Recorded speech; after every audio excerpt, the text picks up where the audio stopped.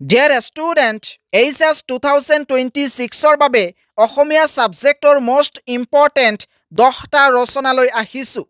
এই 10টা ৰচনাৰ পৰা যিকোনো এটা ৰচনা তোমালোকৰ কমন পৰিব আৰু এইটো ভিডিঅ'ৰ একেবাৰে শেষৰ ফালে আৰু দুটা বনাছ ৰচনা দিয়া হ'ব, যি দুটা ৰচনাৰ পৰা তোমালোকৰ পৰীক্ষাত 100% কমন পৰিব। 1 নম্বৰ হৈছে তোমাৰ প্ৰিয় সাহিত্যিক। এই ৰচনাটো 2000 চনত আহিছিল, লগতে 2002, 2008, 2011, 2013, 17 আৰু 2023ত আহিছিল। কিন্তু এই ৰচনাটো 2024 আৰু 25ত অহা নাই। সেইকাৰণে ধাৰণা কৰা হৈছে যে এই ৰচনাটো 2026 বৰ্ষত 99% চান্স আছে যে এইটো আহিব। 2 নম্বৰ ৰচনাটো হৈছে অসমৰ প্ৰাকৃতিক সম্পদ। এই ৰচনাটো 2020 চনত আহিছিল আৰু 2024 বৰ্ষত আহিছিল। এইটো কিন্তু 2025 বৰ্ষত অহা নাই। যেহেতু যোৱা বছৰ এই ৰচনাটো অহা নাই, গতিকে এই বছৰ এই ৰচনাটো অহাৰ পূৰ্ণ সম্ভাৱনা আছে।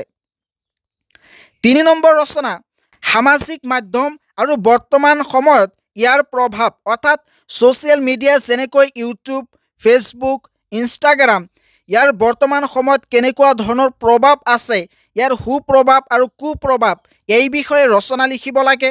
এই ৰচনাটো 2023 চনত আহিছিল আৰু 2022 চনত আহিছিল। আৰু এই ৰচনাটো কিন্তু যেহেতু 2024 বৰ্ষত অহা নাই, 2025 বৰ্ষত অহা নাই, গতিকে 2026 বৰ্ষত এইটো অহাৰ পূৰ্ণ সম্ভাৱনা আছে। গতিকে এইটো তোমালোকে চাই যাবা। 4 নম্বৰ মাদক দ্ৰব্য আৰু সমাজত ইয়াৰ কুপ্ৰভাৱ। এইটো 2005, 17 আৰু 23 চনত আহিছিল।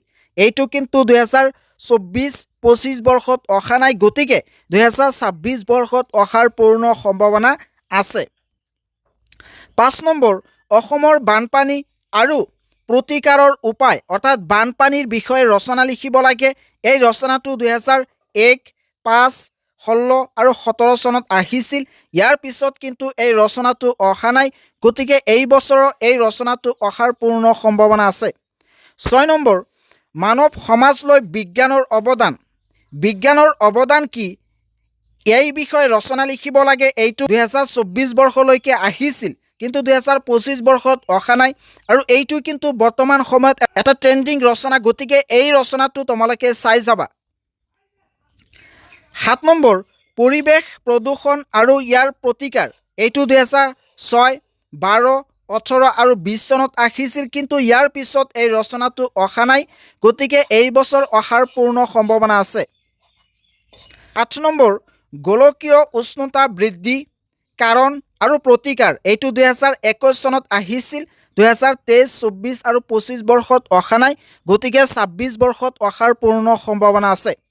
9 নম্বৰ মাতৃভাষা শিক্ষাৰ প্ৰয়োজনীয়তা। এইটো কিন্তু বহুত ইম্পৰ্টেণ্ট। 2024 বৰ্ষত আহিছিল, 14 চনত আহিছিল, গতিকে 2026 চনত এইটো অহাৰ পূৰ্ণ সম্ভাৱনা আছে। 10 নম্বৰ সামাজিক মাধ্যম আৰু অসমীয়া ভাষাৰ ভৱিষ্যত। এইটো কিন্তু তোমালোকৰ কাৰণে মষ্ট ইম্পৰ্টেণ্ট। এনেকুৱা ধৰণৰ ৰচনা বৰ্তমান আহি থাকে।